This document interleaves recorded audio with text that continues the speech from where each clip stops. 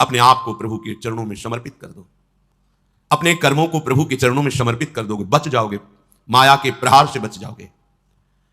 प्रभु कहते हैं जो शुभ शास्त्र के विधान के अनुसार कर्म किया गया, अशुभ जो शास्त्र के प्रतिकूल आचरण बन गया है, वो भी सब मैं संभाल लूंगा, तुम केवल मेरी शरण में हो जाओ, तुम्हें नहीं भोगना पड़ेगा। भगवान कह रहे हैं। अगर बुद्धि ही खराब है तो भगवान की बात समझ में कैसे आएगी? कितना बढ़िया कृपा करके भगवान हमें उपदेश कर रहे हैं। अगर शास्त्र प्रतिकूल भी आचरण हो गए तो तू चिंता मत कर, मेरी शरण में आ जा। अनंत माताओं जैसा दुलार लेकर प्रभु, पर अपने लोग ऐसे मूढ़ हैं, ऐसी मलिन बुद्धि है कि इस बात को हम समझते ही नहीं। मैं कर लूंगा, मैं सुखी हो जाऊंगा, मैं अभी तक ये किया है आगे भी ऐसा करूंगा। व्यर्थ का अभिमान पतन का मार्ग पुष्ट करता है। श्री भगवान कह रहे हैं संन्यास योग का तात्पर्य होता है भगवान के चरणों में समर्पण करना, अर्पण करना। जब सब कुछ तू मेरे को अर्पण करेगा तो तू मुक्त हो जाएगा, जीवन मुक्त, और जीवन मुक्त परमानंद का अनुभव करता है। यह फल है तत्पुरुष मदर्पणम। जो भी तू कुछ कर रहा है यत करोषि, मेरे को अर्पण कर दे। बचा रहे हैं भगवान, बच जाओ। कर्म दोष, कर्म बंधन, जन्म मृत्यु, इससे बिल्कुल बचने का उपाय भगवान बता रहे हैं। पर इतनी मलिनता है हमारी बुद्धि में कि अभी सुनेंगे फिर भूल जाएंगे। अर्पण करने की भावना ही नहीं बन पा रही। एक स्थिति आती है जिसमें अर्पण करने का भी भाव नहीं रह जाता, क्योंकि अर्पण करने वाला ही नहीं बचा तो क्या अर्पण करें। वो एक स्थिति है, इसे बुद्धिवाद से लेकर के ना चले, नहीं तो स्थिति नहीं प्राप्त होगी, केवल बातें रहेंगी। हमारी स्थिति है शरीर में, शरीर संबंधियों में, भोगों में। देख लो तो आपको अभी ये अनुभव करना चाहिए कि अभी अहंकार है, देहाभिमान है, कर्तृत्व भोक्तृत्व भाव है, तो समर्पण वृत्ति में आओ। हर कर्म प्रभु को समर्पण करो, हर क्षण प्रभु को समर्पण करो, प्रभु के आश्रित हो जाओ। श्री भगवान कह रहे हैं हमारा सबके प्रति समभाव है। समूहम सर्वभूतेषु न मे द्वेष्योस्ति न प्रियः, ये भजन्तु माम भक्त्या मयि ते तेषु चाप्यहम्। बहुत अमृतमयी बात श्री भगवान कह रहे हैं। समूहम सर्वभूतेषु, मैं बराबर सब में विराजमान हूं, चाहे जड़ हो, चैतन्य हो, पापी हो, पुण्यात्मा हो, कोई भी हो। विद्या विनय संपन्ने ब्राह्मणे गव्यस्तनी स्वनी चय सुपाके चा पंडिता समदर्शिना। जो भगवान का भजन करते हैं तो भगवान का प्रभाव स्वभाव उतरता है, वही उनका स्वभाव हो जाता है। जैसे भगवान समदर्शी, ऐसे भगवान का भक्त समदर्शी हो जाता है। निरपेक्षम मुनिम शांतम निर्वैरम समदर्शिना। यहां भगवान समूहम सर्वभूतेषु, स्थावर जंगम, पवित्र अपवित्र, देवता मनुष्य, कोई भी, सब में भगवान समान रूप से विराजमान है। न मे द्वेष्योस्ति न प्रियः, मेरा कोई द्वेष का पात्र नहीं है और न मेरा कोई प्रिय है। यह भगवान का सिद्धांत है। आगे की जो बात कह रहे हैं वो बहुत मीठी बात कह रहे हैं। मेरा स्वभाव है समदर्शी, ना कोई मुझे प्रिय है ना कोई अप्रिय है, ना मेरा कोई द्वेष का पात्र है ना कोई प्रिय पात्र है। पर ये भजन तो माम भक्त्या, जो मुझे भाव से बजते हैं मैं पक्षपात ले लेता हूं उनका। ये एक खास बात है। बस इसी बात से हम जी। तुम्हारे संकल्प का हम स्वागत करते हैं। शिष्य कौन है, किंता है, किस पक्ष का, यह नहीं देखा जाता। यदि वो शिष्यत्व स्वीकार कर रहा है और उसमें वो लक्षण हैं तो बिना किसी संकोच के, बिना कोई विचार के उसको स्वीकार कर लिया जाता है। ये धर्म की मर्यादा है। उसमें फिर नहीं देखा जाता आप कौन, कहां के, कैसे। नहीं, आप में आर्त भाव है, शरणागत होना चाहते हैं, वो स्वीकृत है। मैं तुम्हें स्वीकार करता हूं। तुम्हारा ये जो संकल्प है आदर का पात्र है। तुम्हारा सम्मान करना, भगवान बृहस्पति का सम्मान करना है। तब कच्छ ने कहा कि आपने बड़ी हम पर कृपा कर दी। महाकांतिमान कच्छ बड़े ही सुंदर थे। उनके सामने जल लेकर संकल्प किया 1000 वर्ष तक मैं अखंड ब्रह्मचर्य रहूंगा। शुक्राचार्य जी ने कहा मेरे ही भवन में तुम्हें अब रहना होगा और तुम प्रकाशित मत होइए कि मैं बृहस्पति पुत्र हूं, क्योंकि दैत्यों में देवताओं के प्रति द्वेष भाव है, वो अमंगल कर देंगे। और मेरी ये पुत्री देवयानी तुम्हारी ही अवस्था की है, नवकिशोर अवस्था ही, यौवन के पदार्पण की भूमिका को कहते हैं। तारुण्य प्रथमो प्रवेश समय, इसे किशोर अवस्था कहते हैं। तरुण अवस्था की प्रवेश की, अभी जवान नहीं कह सकते, वो प्रवेश स्थिति, ये बड़ी देव स्थिति होती है। तुम हमारी पुत्री का प्रिय करो, उसकी आज्ञा में रहो, अपना ही घर है, ऐसे निर्भय होकर रहो, पर बाहर सावधानी से ही निकलना, क्योंकि दैत्यजन ये जान न पावे कि तुम हमारे पास रहे हो। अभी कोई संजीवनी विद्या की बात भी नहीं की। देवयानी से कहा अब ये यही रहेंगे। 1000 वर्ष तक का इन्होंने नियम पूर्वक ब्रह्मचर्य का संकल्प लिया है। देवयानी जी ने स्वीकार किया उनको। उषदेव देवयानी के सामने हाथ जोड़कर प्रणाम करना, उनकी आज्ञा में रहना, जैसे गुरु वैसे गुरुपुत्री, ऐसा भाव। 500 वर्ष व्यतीत हो गए ब्रह्मचर्य से रहते हुए और गुरु भवन में सेवा करते हुए, कोई नहीं जान पाया। एक दिन किसी गुप्तचर ने दैत्यराज को बताया कि भगवान शुक्राचार्य के घर में कोई नव किशोर बालक बहुत ही देदीप्यमान कांतिवान काफी समय से रह रहा है। अब 500 वर्ष से कुछ हुआ नहीं था, इसलिए छूट भी हो गई थी। तो जो भविष्यान्नी के लिए गायें थी उनको चराने के लिए जंगल में चले जाते।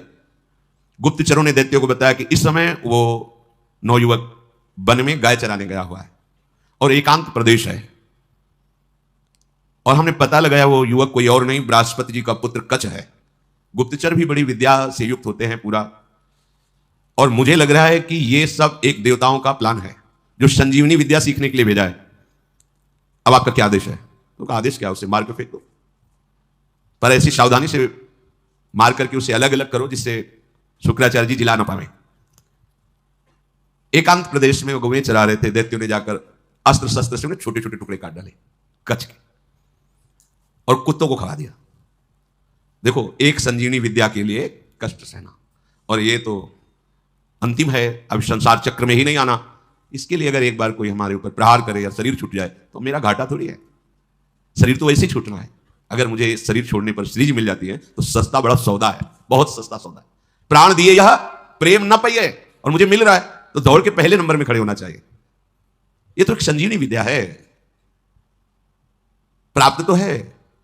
दैत्यों के पास इतने सामर्थ्यशाली महात्मा भी हैं, क्या उनका स्वभाव बदला नहीं होगी? 11,000 योजन ऊपर, 11,000 नीचे, 1 योजन का मतलब 4 कोष, 11,000 का मतलब 11 का मतलब 44,000 कोष, 44,000 कोष ऊंचे, और नीचे मूल जड़ भी 11,000 उखाड़ के लाना है समुद्र के समीप, और इसकी मथानी बनानी है।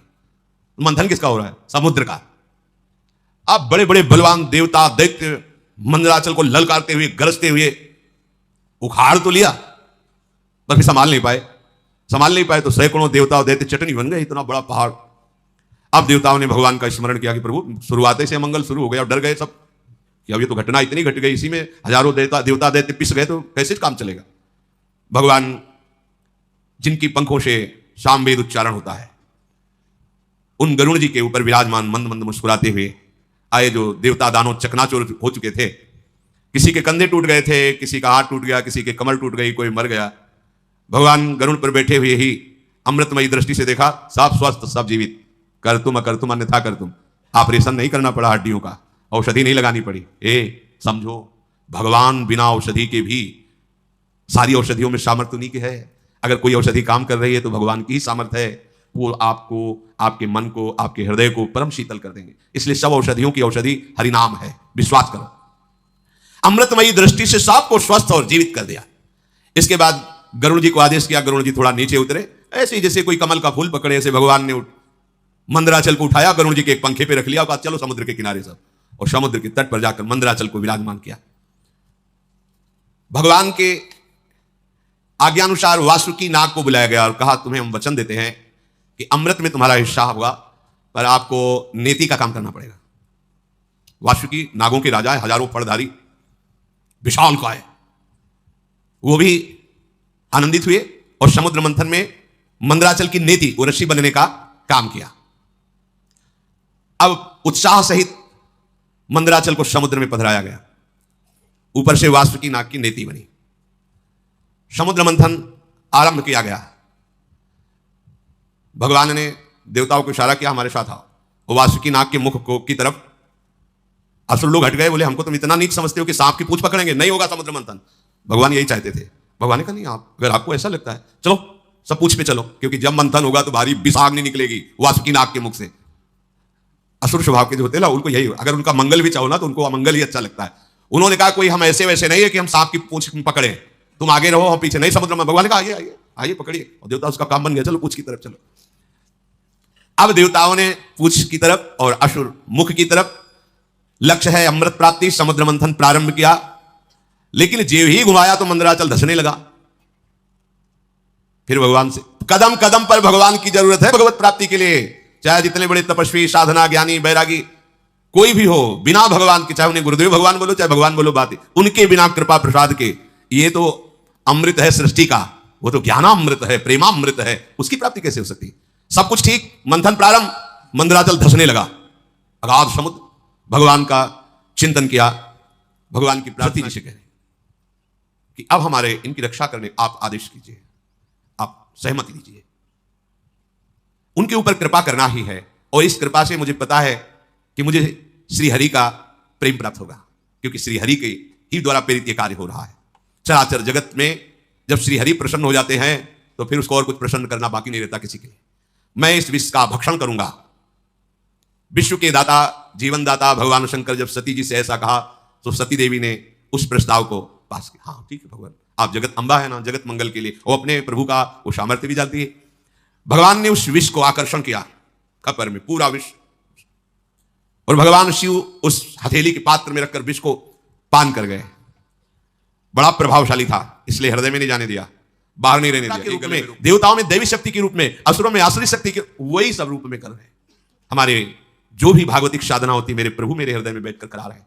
कर्ता भोक्ता भाव नष्ट हो जाएगा, अमृत पद की प्राप्ति होगी। लेकिन भगवान हम आ गया तो देखा त्रिभुवन में भागे घूमे। अगर कहीं किसी को कोई भी विभूति नजर आती है अपने में तो भगवत कृपा को देखो, अहंकार मत करो, क्योंकि वास्तविक भगवत कृपा से ही मार्ग चला जाता है। शिष्य चर्चा आगे श्री राधा वल्लभ लाल।